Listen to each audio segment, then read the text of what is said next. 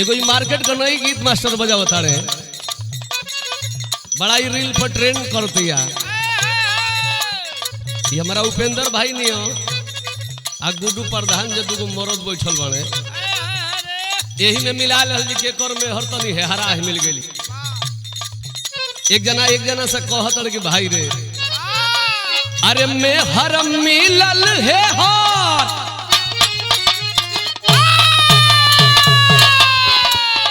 में हर मिलल है हर इहो सुनत नहीं खबतिया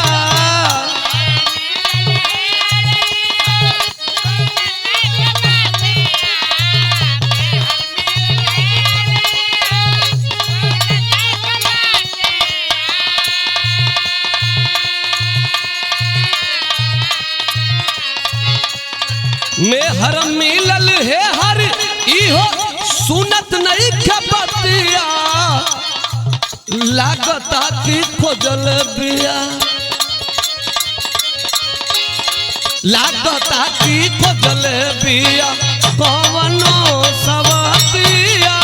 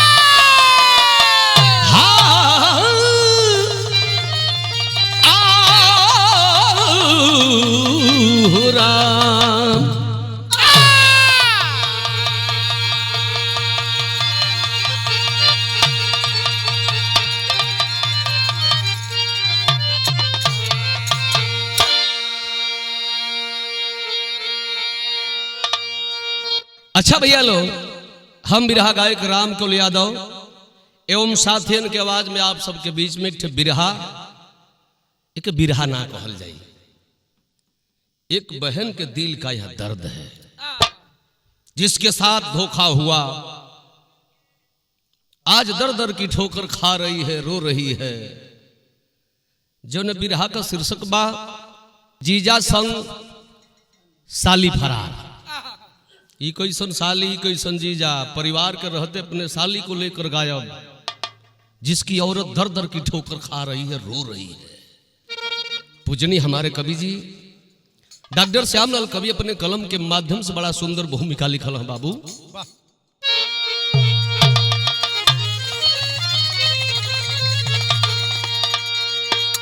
आज अपनो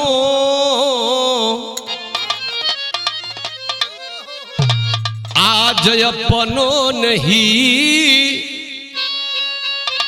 देखो अपनों को लूटा, इस जमाने में कैसी ये बेदर्दी जवानी, उजाड़ करके किसी कायब सपनों का मंदिर, तार तार करके रिश्ता बनी है दीवानी, दूसरों की अमानत कोई अपना बना कर मिटा देते हैं घर के वही इज्जत का पानी। कभी श्यामलाल क्या रिवाजों का खतरा, रुला कर किसी को बनाते कहानी।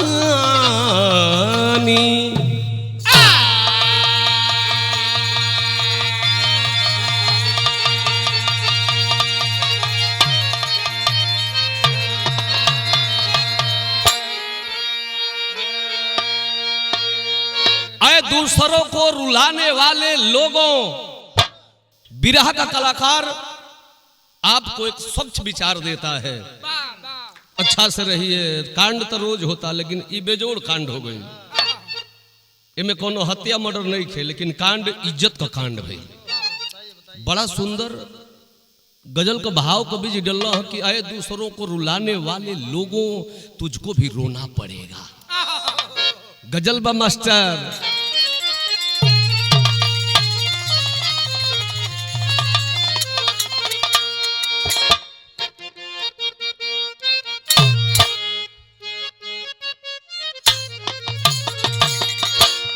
सोनू भाई गजल बा हो। ए प्रधान जी, लोग प्यार से जोरता, लोग प्यार से जोरता, बदनाम सलाईबा, बदनाम सलाईबा।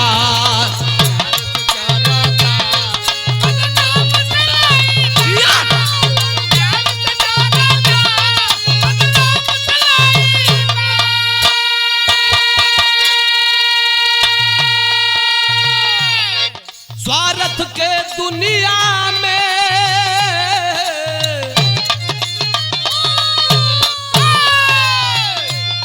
स्वार्थ के दुनिया में यह सच्चाई बा। लोग प्यार से, लोग प्यार से, लोग प्यार से जोहरता, बदनाम सलाई बा।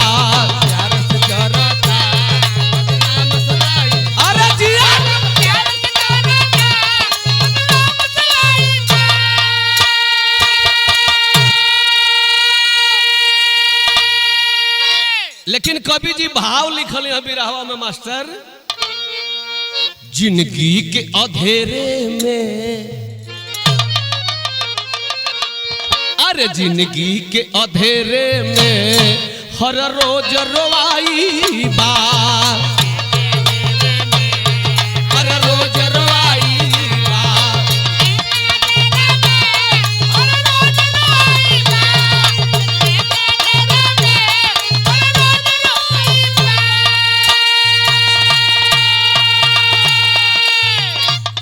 दिलवा में बसा लो यार,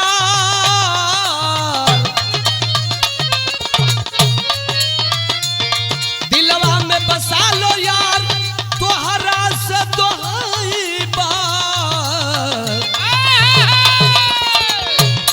जिंदगी के, जिंदगी के, जिंदगी के अंधेरे में हर रोज रोआई बा, अंधेरे में और हर रोज रोआई बा।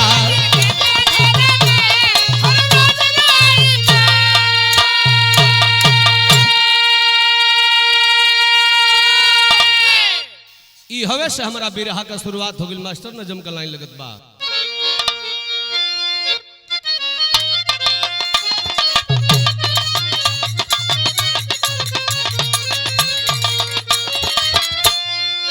प्यार मोहब्बत मोहब्बत मोहब्बत, प्यार मोहब्बत हरदम अंधा हुआ करता है, करे सीना जोरी किसी से नहीं डरता है।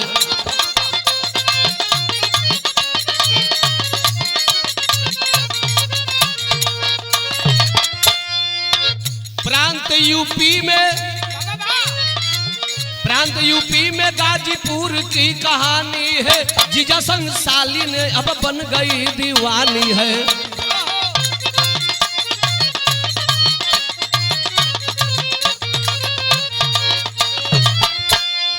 इसी जनपद का बागी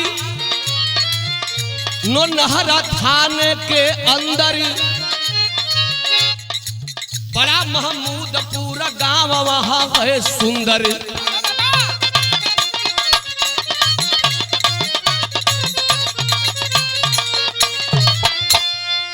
ओम प्रकाश राम जी की सुंदर 3 बेटी है, रेखा रानी रिया काम बस खेती है।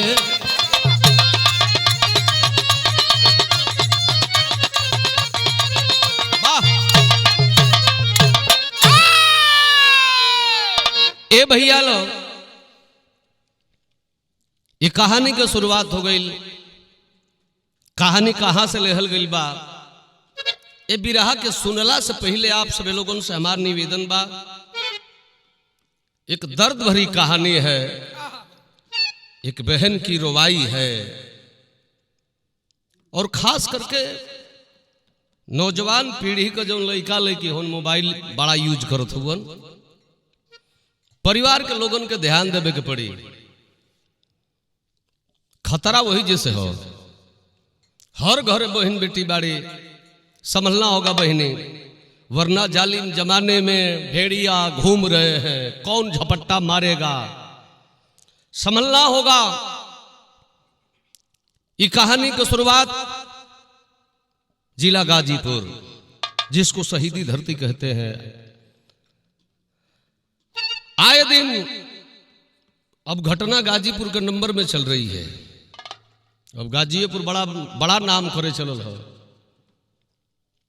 हर जिला की कहानी गाता हूं, लेकिन देख रहा हूं चर्चा जिला गाजीपुर की भी हो गई है। अब तक तो शहीदी धरती थी, लेकिन अब कांड पर खान सुन रहे आप लोग, यूट्यूब पर हिट कर गया है वो बात। एक बेटे ने माँ पिता और बहन को काटा, आग बुझी नहीं, और तब तक एक बिलख रही है बहन गाजीपुर में अपने बहन के कारतूत से। बिरहा तो शुरुआत होत बा जिला गाजीपुर के अंतर्गत नोनहरा थाना, और नोनहरा थाने के अंतर्गत एक गांव महमूदपुर, जो नोनहरा थाना में पड़ेला। वही महमूदपुर गांव का रहे वाला किसान आदमी ओम प्रकाश राम जी, जेकर 3 बेटिया, बड़ा सुंदर बेटी है। भगवान सबके बनावेला, गोरा काला बनावेला, लेकिन तीनों बेटी बड़ा संस्कारी है। किसानी का काम पिताजी अपना बेटिन के लेके करताड़े। बड़की बिटिया जवान भैली है रेखा। रेखा का शादी बाबूजी समयानुसार अपने बेटी के शादी कहां करताड़े, तनी कहानी पर ध्यान दल जी। रानी सरंगा का भाव लगत बा।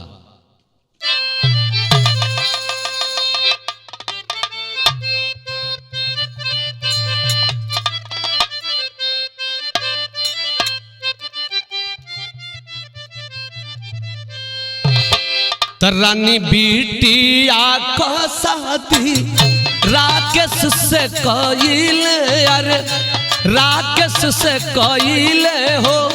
गौवा रहल रानीपुर में झार जी।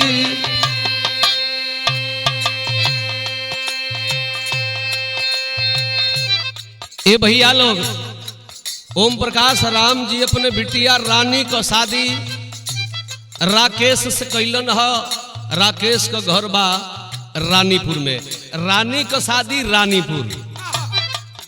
घूराराम का बेटवा राकेश से भइल आ शादी भइल। धीरे धीरे बड़ा सुंदर जिंदगी जियतिया ससुरा में उ रानी। 5-6 बरिस बीतल, भगवान 2 संतान भी दे देहलन। आ संतान जब देहलन ह त कहल जाला कि बढ़िया दामाद जब संस्कारी दामाद होला आ ससुरारी जाला अमर भाई, तो सास दामादों के बेटा नहीं माने लो। बेटा आइल बड़े, दामाद जी आइल बड़े, घर का दरवाजा कुल खुला बा। सास ससुर कहा जाना तने कि हमारा दामाद जी के नजर हमारे लड़किए पर बा। लेकिन सबसे छोटकी जो साली बिया ए राकेश को, जौना का नाम बा रिया। रिया का नजर राकेश जीजा पर लग गई। और जब नजर लगल तो भइल का, साली से प्रेम तब अरे राकेश करे लगल। साली से प्रेम तब राकेश करे लगल। नजरी से हो नहीं दूर जी।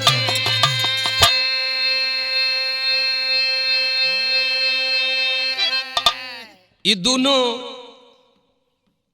मौका पाके, अरे भाई कुछ बहाना कह के, ए दीदी तन जीजा के संग जाता नहीं, एगो सामान लिया गो बाजारे।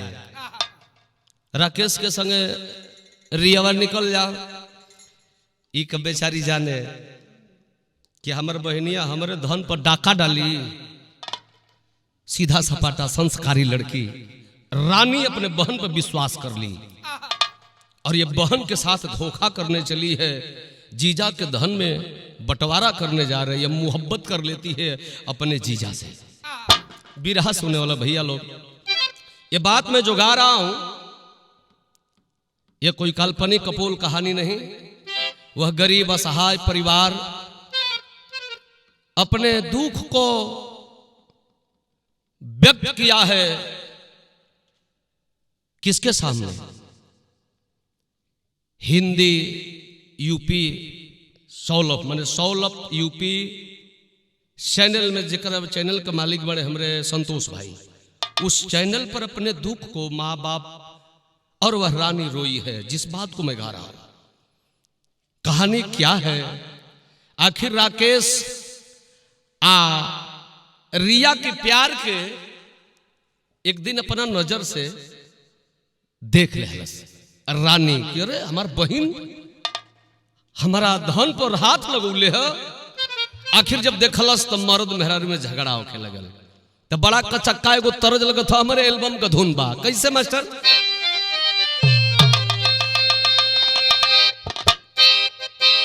वाह,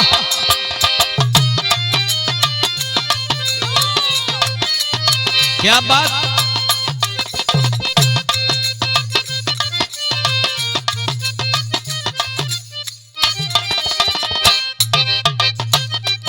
हाई देखिए जा बैठल बने हमारे भैया भोजपुरी बिरहा के सुंदर गायक मंजीत यादव। अच्छा तो इहो मेहरारू के कम ना माने लो तब का। मंजीत भाई को हताने हरदासपुरिया मेहरारू से सूरत कला गैलू मूर्तिया हो।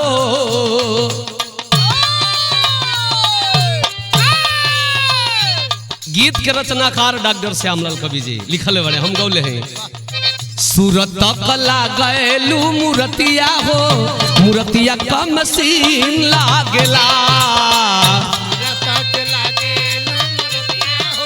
सूरतिया का मशीन लागेला, सूरतिया का मशीन लागेला।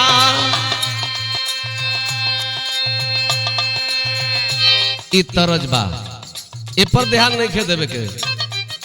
चले के रानी के और राकेश के बीच में भइल का बाबू। राकेश रानी करे ले झगड़वा,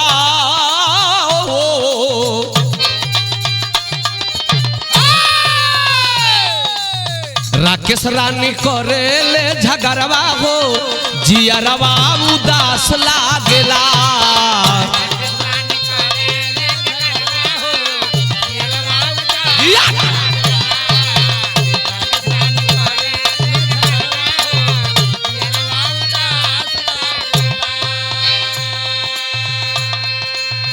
समझा रही है सैया जी। अरे हमार मुहवा नहीं खा देखा तो आई दुगो बचवन का मुहवा तकता है राजा। रोवतिया कहतिया अरे रानी के गोद में। ए राजा ऐसा मत करो, बहिन है गौवा को लोगवा हमारा माई बाबू के बड़ा ताना मरिया हो सैया। इतना सुंदर सुंदर बेटा हमारे वन रानी के गोद में रहले दुई ठेला नवा।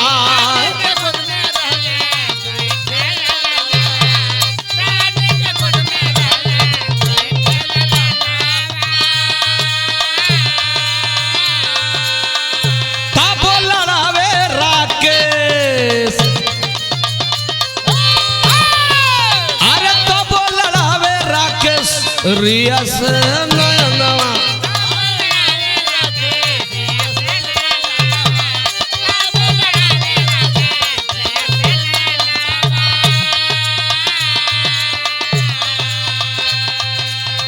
तुरे लाग तूरे लागल घरवा के सहारवा हो जियरवा उदास लागेला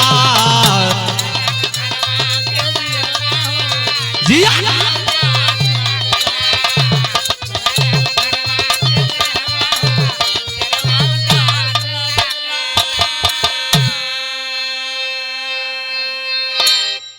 रोवतिया समझावतिया लेकिन कहल जला हो भैया लोग कि हर कल मानी या पर कल ना मानी 10-5 दिन ला जाई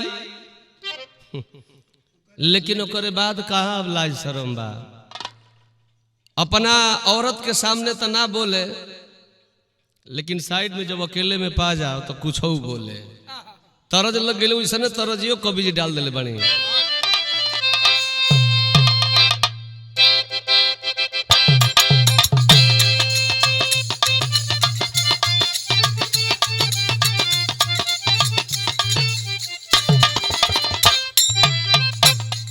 बड़ा एक लोग गौलन बड़ा हाला रहल अपने समय में गीत के जीजा जीजा कही के जियावत नहीं खे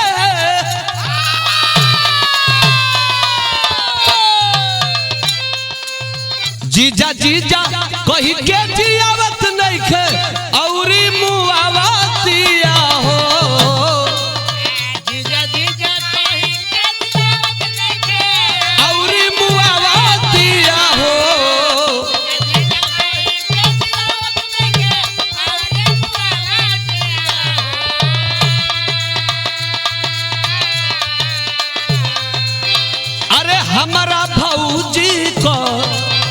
अरे हमारा भौजी का छोटकी बहनिया साचो बड़ा तरसावतिया हो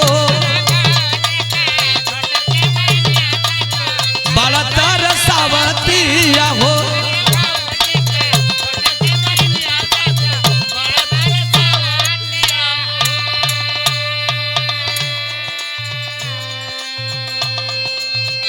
लेकिन ए भैया लो आज राकेश कहते ए रिया हेलो सुना मौका पा जा ना दीदी बोले लगी लेकिन ई कहताड़े का कहे रिया रिया कही के बुलावता ने रिया रिया कही के बुलावता ने मनवा लो भावता ने हो मनवा लो भावता ने हो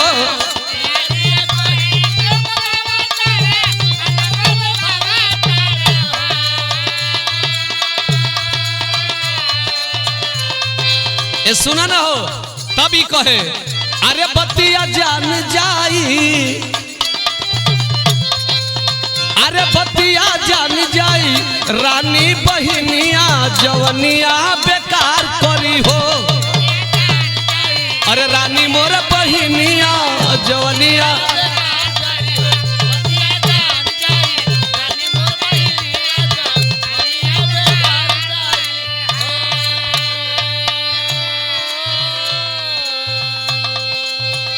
रियावा समझाते जीजा जाए दो जौन भइल तन भइल वह हमार दीदी हो आ जौन कुछ गलती सही भइल अनजाने में हो गई ए जीजा मत परेशान करो पप्पो बोलत रहुआ मम्मियों बोलत रहुए दीदिया बोलत रहुए समझावती अपने जीजा राकेश के का कहे चोरी हत्या पाप नहीं ए जीजा चोरी हत्या पाप ना छुपेला ये बड़ा गंदा काम हो आवो नहनिया खींच के लोगे ले लेलस यही में भइल का हो भैया लोग चोरी हत्या पाप नहीं छुपल छुपेला रानी देख लिहल एक दिन ले के सुतेला एक दिन ले के सुतेला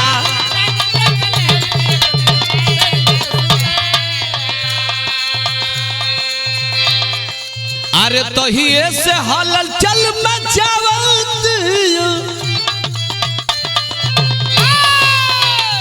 तहिए से हलचल मचावतिया सबके बतावतिया हो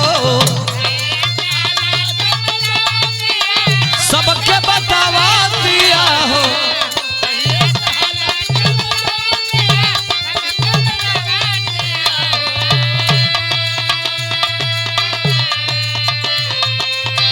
तहिए से हलचल मचावतिया सबके बतावतिया हो बतिया जान जाई रानी बहिनिया जवनिया बेकार करी हो है जवनिया बेकार करी हो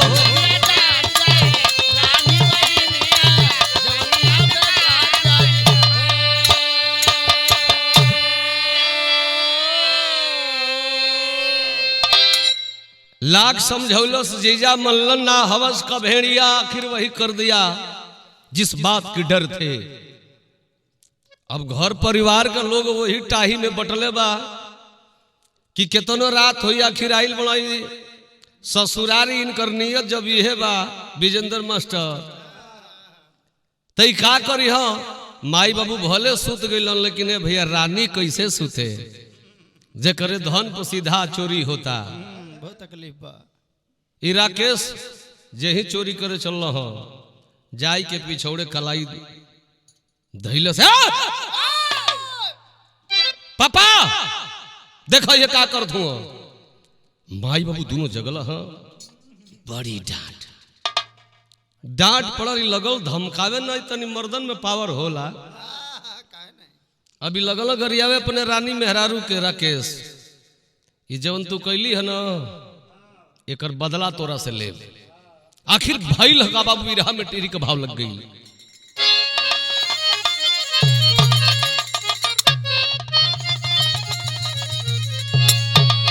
हरे पियरवा हाई आधार बन गया दोनों बहन के बीच में पड़ गई दारावा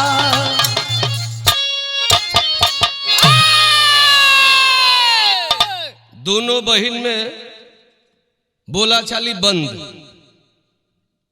आ वही दिन से राकेशों को ससुरारी गई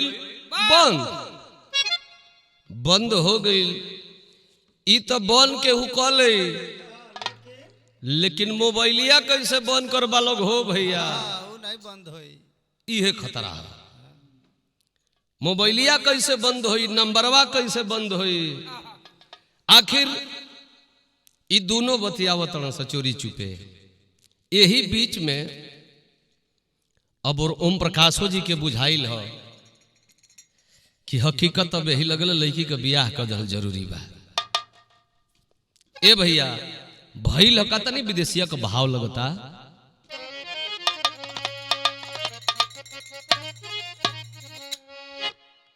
तरानी दोनों बचवा के छोड़ी के राके सपजिया रिया के लेके भागी उगैल बेईमान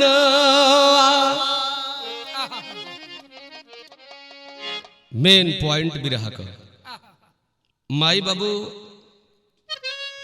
बिटिया का शादी कर चाहता रहे दूसरा के घरे चल जाइए लेकिन भैया हो आखिर यही बीच में मौका का तलाश कैलस लेके भागल अपना मेहरारू लइकन से प्यार दुलार हटा लेलस भैला का बाबू बचवन के लेके रानी ए भैया अली नाई हरावा में बड़ा कहला पर राकेश अरे अलन भावना अरे भैले पंचायत ताब वही रियावा के छोड़ी दिहल अगुआ बनी के शादी ताया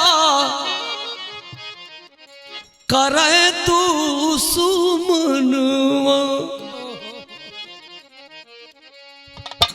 चारों तरफ से ही तई न तई से फोन गई।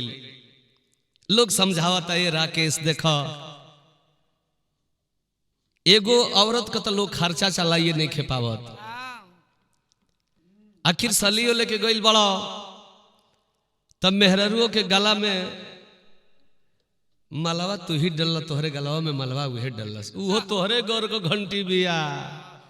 ए बाबू छोड़ी ना आ ओहू में भगवान दुगो के लइका दे दल बड़ उ छूटहू जोग नहीं खे। या तो तू दोनों के राख आ नहीं तो इज्जत से रियावा के पहुंचा दो। ले के राकेश रिया के ससुरारी अइल लाज शरम तो है नहीं खे, पहुंचा दे। पहुंचौला के बाद देखा फिर परिवार के सास ससुर के अपना मेहरारू के अपना प्यार में फंसावता। फिर गार्जियन में भी प्रधान जी ससुर जी कहल कि बाबू एगो काम कर एरिया के कहीं शादी तय कर दिया जा। ठीक बात हम देखत नहीं लइका हम ही देखत ही। अरे हम बड़जेठ बानी तो हम देखिए सकीला। अब देखो अगुवाइयो करे लगल तब शादी तय होती है। कहा तय होते लेकिन भाव कभी जी लिखल अभी विदेशी में कि प्यार मोहब्बत कब ना अरे दिलवा से बिसरेला आवाजाही हो के लागल अब फिर रातों दिन। ए भैया सदिया तय करोल अपना साली का कहावा जिला गजिएपुर में कौना गांव मानपुर में शादी तय हो गई। और जब तय भइल तो तरज बदल गई।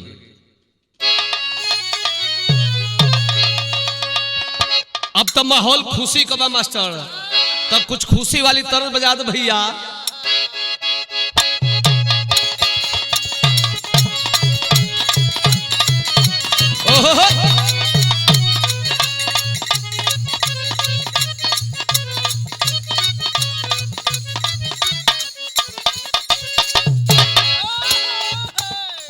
हाय देखी जा उहे दर्द बा गुड्डू प्रधान जी रौरे ने कोनो मरद बा साझी का भीमपुरा बाजार से घरे गइल बा। मेहररुआ कहते कि ये राजा खात पियल खाला पियल खर्चा करेला प्रधान हुआ कोनो दुख नहीं खे, लेकिन सुतला में कौन लवंडा का फोन आवता। ई लवंडा है कि लवंडिया है। मेहरारू कहती बिरहा सुने वाला भैया लो अरे हमके बता दो तू अनसर पिया।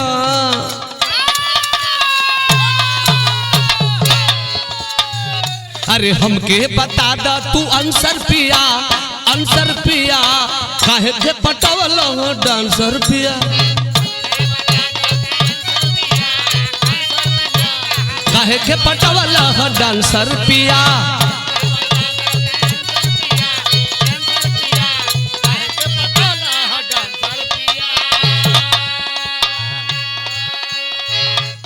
तरज बा जीजा शादी तय करोले बने राकेश जी, लेकिन नीक नहीं खे लगत। तू कैसन मिल गई बा नंबर देले बाड़े अपना साली के लिए है तोहरी दुल्हा का नंबर हो। बतियावल चाहती है लेकिन वो बेचारा बड़ा संस्कारी लड़का बा, कम बतियावता लजाता। तब अपनी जीजा से ओरहन देती है रियावा ए जीजा हमरा के दुल्हा न भावे जीजा। अरे हमरा के दुल्हा न भावे जीजा फोन पर नहीं बतियावे जीजा। फोन पर नहीं बतियावे जीजा।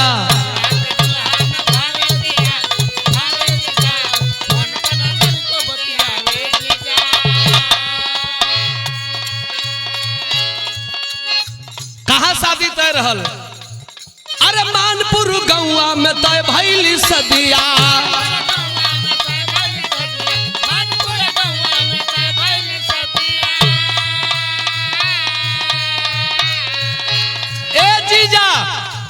हमें उतर जाना तनी कि वो हमके कबो खुश ना रखे।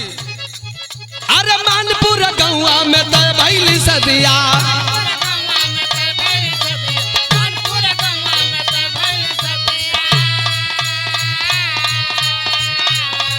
अरे वकरा साथे नहीं मिली है अजदिया।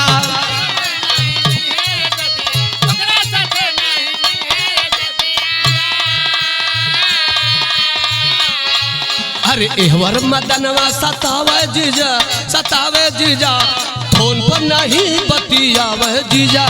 एहवर मदनवा सतावे जीजा फोन पर नहीं बतियावे जीजा।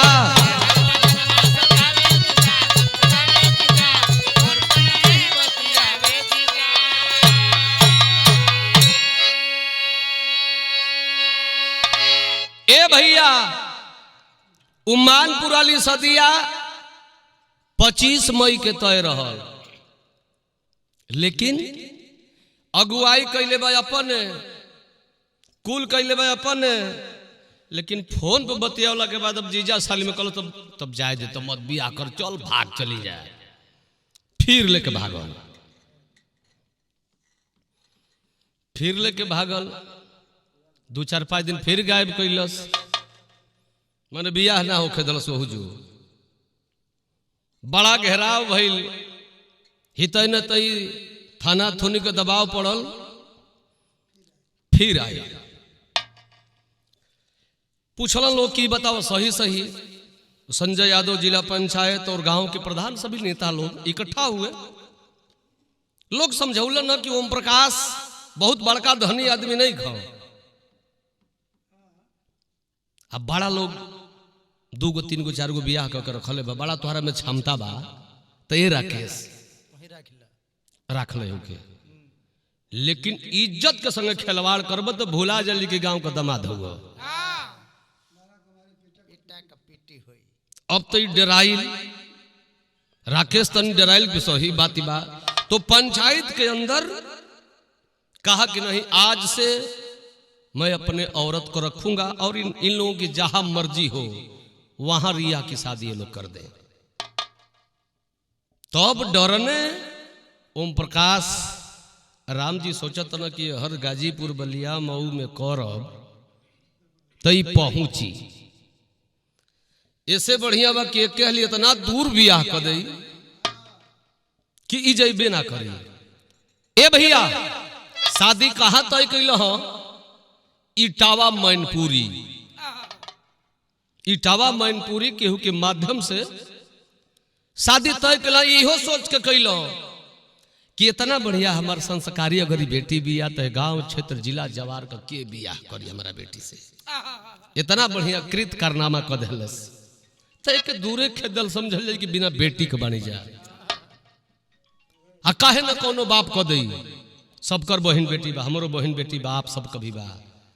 इतना बढ़िया काम संस्कारी काम बेटी कर दी तो उके दूरे भेज दी। आ नहीं तो ऐसने में लोग काट के फेंकत हुए। कहाँ बियाह तय कैलन हो? इटावा मैनपुरी से यथाशक्ति लोग अलन हो ओम प्रकाश राम जी के घरे महमूदपुर नौनहरा में। यथाशक्ति बड़ा शौक से अपना बेटी के विदाई कैलन हो। नौनहरा से बरतिहा लोग अलन हो जंगीपुर बिरनो होते अलन मऊ। मऊ रेलवे स्टेशन से ट्रेन पकड़ के लोग टिकट बा मैनपुरी जाए बदे स्टेशन पर लोग इंतजार करत हो ट्रेन का। लेकिन उसी बीच यह राकेश करता है क्या, बिरहवे में मोड़ हो गई। कैसे भैया?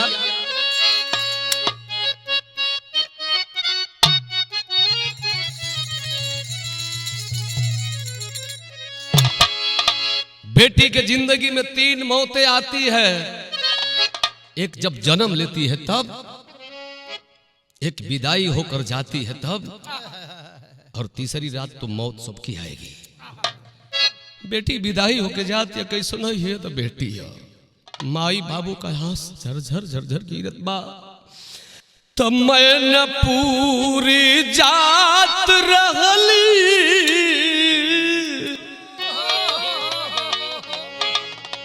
अरे वही मैन पूरी जात रहली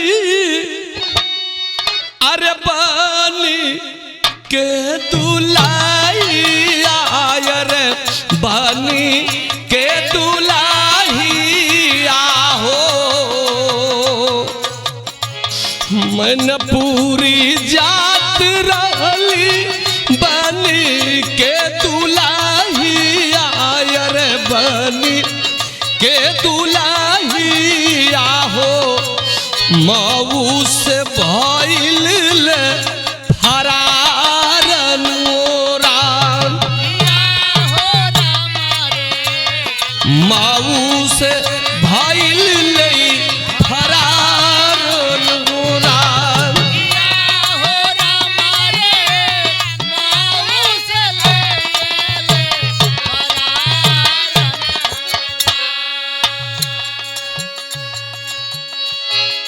लोग स्टेशन पर बैठल बा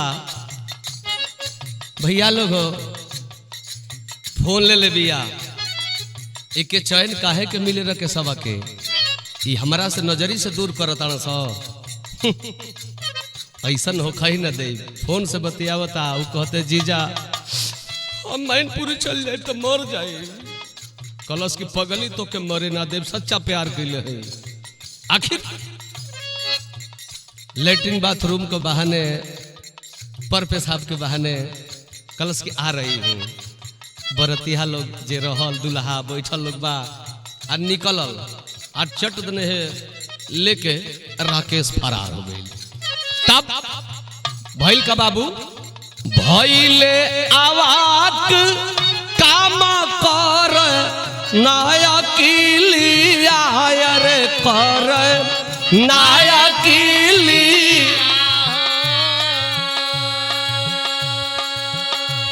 भइले आवाज काम कर नाया किलिया रे कर नाया किलिया हो अरे फोन पर सुनाव समाचार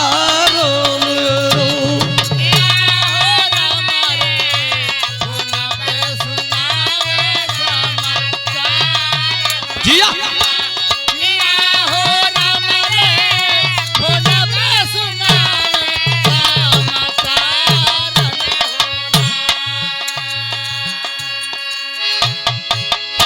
आज जे भी रहल मैनपुरी के आइल बियाहवा करे बदे सब आवाक हो गई बा।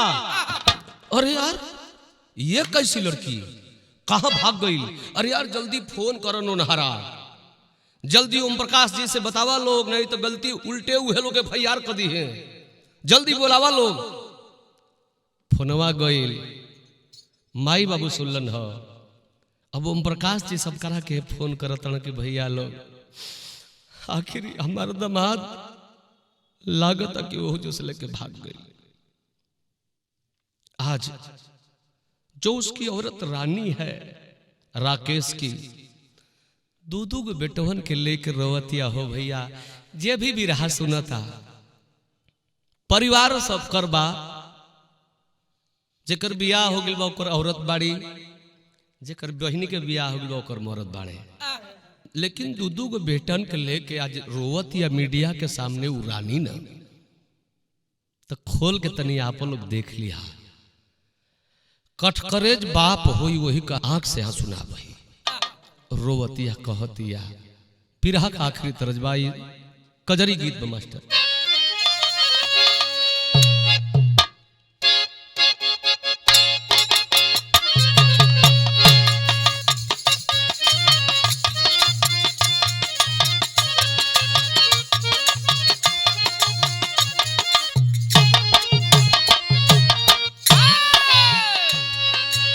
सावन चलता, इस सावने गीत बा, यही सावने कई घटनों भी बा। यही सावनवे में हमरा माई बहन लोग के तरज के गावे ली बड़ा जवाब सवाल में। अरे रुन झूम,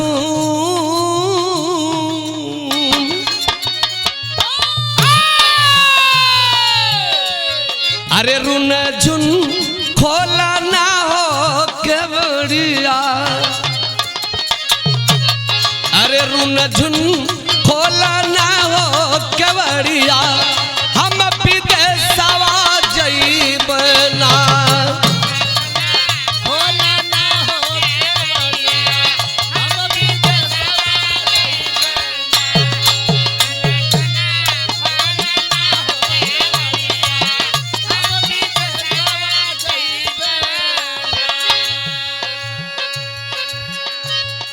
कहत बरानी आंख से झरझर झरझर आंसू बहत बा।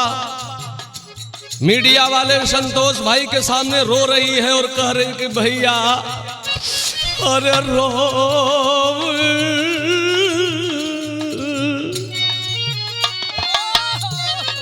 हरे रानी रोवे भरी नयनो, हरे रानी रोवे भरी नयनवा, मोर सजनवा बरना। अरे मोर सजनवा बरना।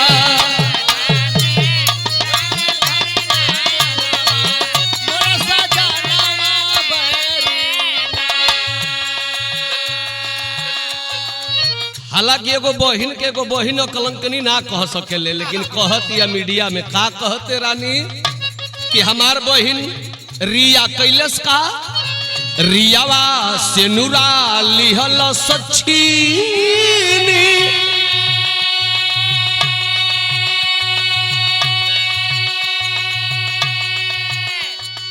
हमार बहिन छीन लेहलस। का छीनलस?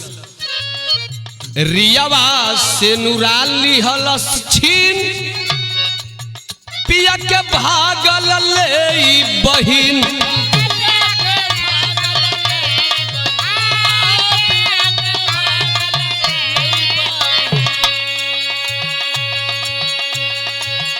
एक गरीब बाप सामने खड़ा है और बाप के सामने रो रही है और रानी और कह रही है समाज के लोगों से कि है भैया लोग, हई हमार दुगो लइकवा कैसे जी हसो हो साहेब लोग।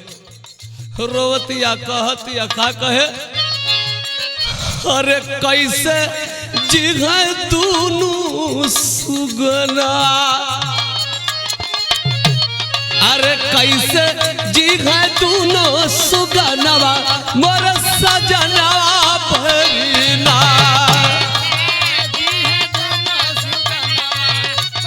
सजनवा भरना।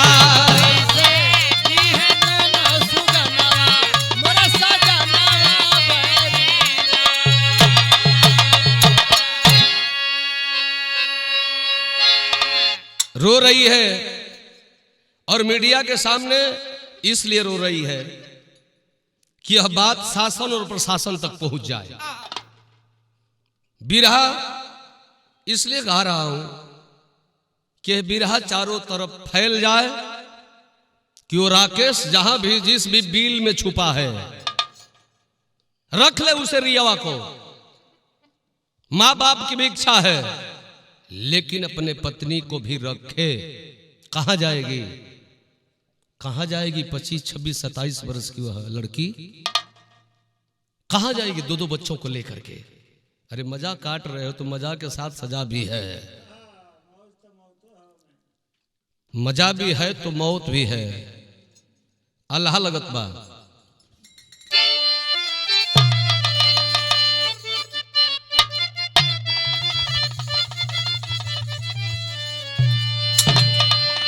बेटी के न्याय के लिए वह गरीब बाप ओम प्रकाश मीडिया के सामने कहता है। का कहे?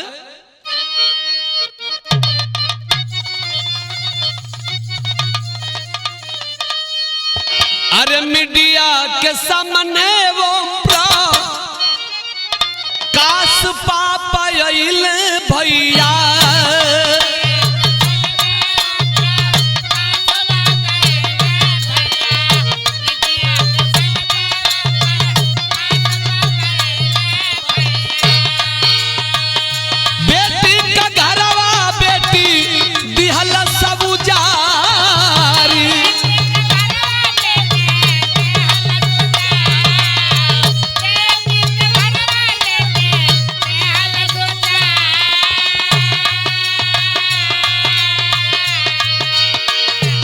तनिको न लाज शरम आई दिलवा में वो करे।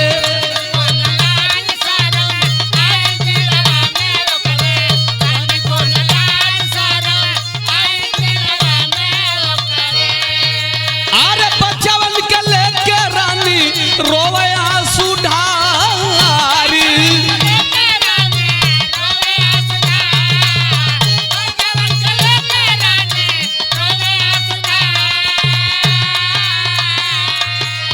अरे जैसे के घरवा हमरो बहिनी उजरले बारू।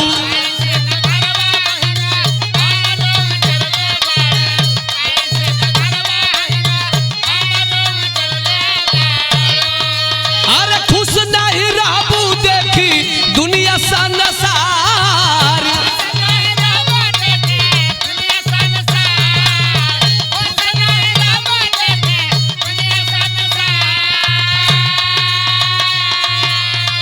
बहिनी की रोटी में खोटी तू ढीली दिहालू।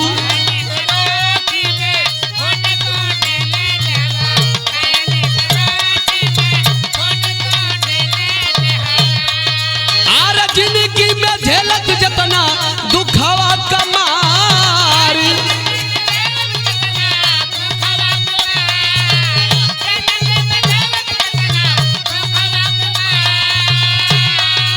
अरे दुनिया में दिहा जानी केहू के बहिनी आयो सन। हे मालिक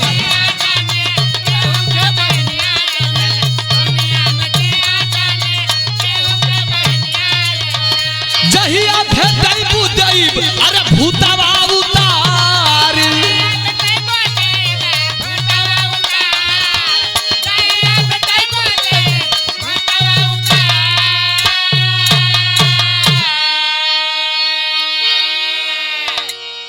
शराब दे रही है बहन और बहन की वह शराब बददुआ एक बहन पर लगेगी। कह रही है कि जे दूसरा को घर उजारेला न रे बहनी ओकर घर खुदे उजरेला। तू हमके रोवा के आ तू जिंदगी में सुख का रोटी कबो ना खैबी। आप सब बिरहा के श्रोता बंधु लोगन से निवेदन बा कि तनी पता लगावा लो कि राकेश गैलन कहा। ये राकेश राम के खोजल भी जरूरी बना ही खोजल है राम जी। तो राम जी कबले गायब रहे लेके राम जी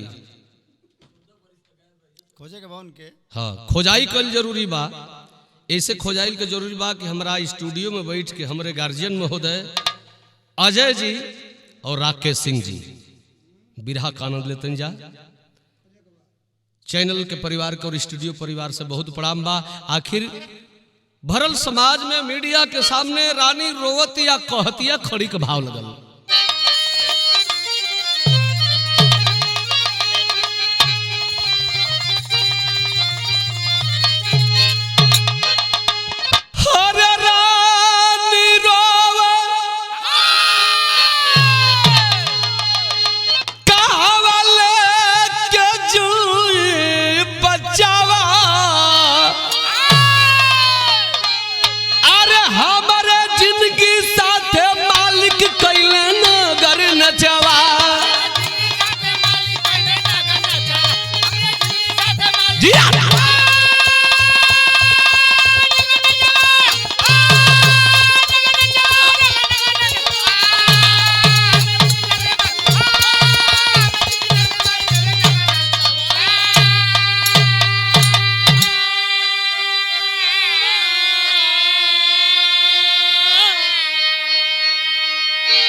अरे दोनों बचवन के लेके करल गुजरवा।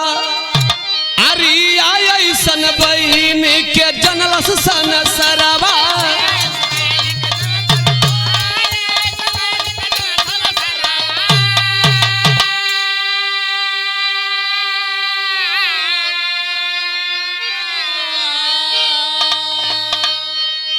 आखिरी लाइन में श्यामलाल कवि की कलम लिख रही है, भगवान से कह रही है, अरे सुख दुख के जिंदगी में नया चवा हमारा जिंदगी साथे मालिक कैले नागर नचवा।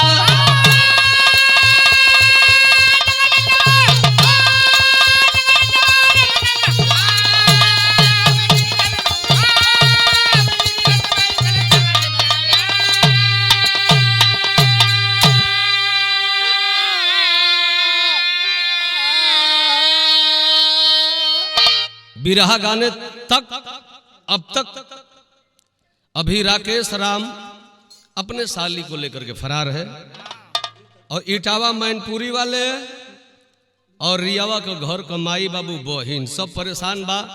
सबसे अधिक नुकसान इसमें बहन का हुआ, बच्चों को लेकर के रातों दिन रो रही है।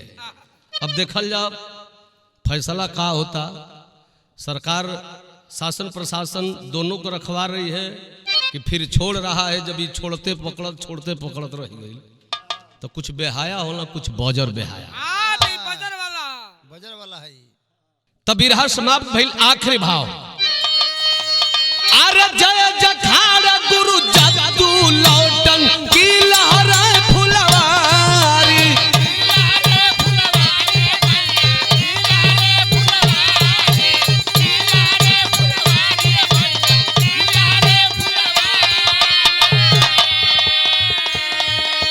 गंगा सागर ऋषिकेश जी नंदलाल गुणकारी।